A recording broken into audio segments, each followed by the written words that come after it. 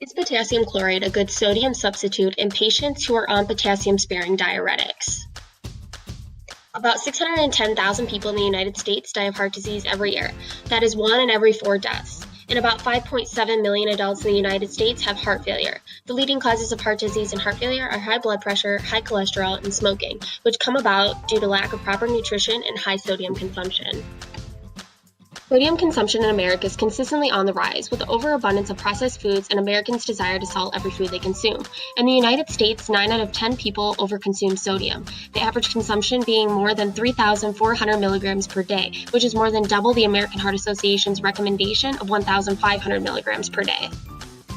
Since the desire for salty foods in America is not going to dissipate anytime soon, more and more health professionals are looking for substitutes to sodium that keep side effects of high sodium intake at bay. Potassium chloride, a metal halide salt consisting of potassium, which is a mineral found in food that is important for several functions in the body, such as the beating of the heart. Potassium chloride is commonly used to prevent or treat low blood potassium levels and has been found in studies to be a great alternative to sodium due to its similarity and salty taste.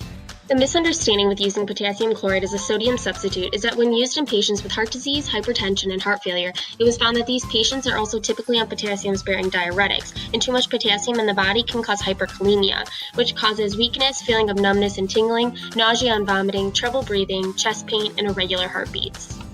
Potassium-sparing diuretics have been prescribed by medical professionals in these patients to help keep potassium in the body and help the heart to beat regularly and reduce blood vessel dilation. But it was also found that if used in conjunction with potassium chloride, it can lead to a buildup of potassium and can be more harmful than helpful.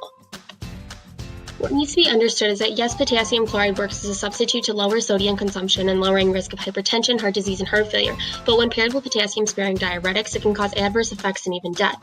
The main objective for these patients is to monitor potassium and sodium levels in the body and follow the AHA recommendations in not substituting potassium chloride for sodium.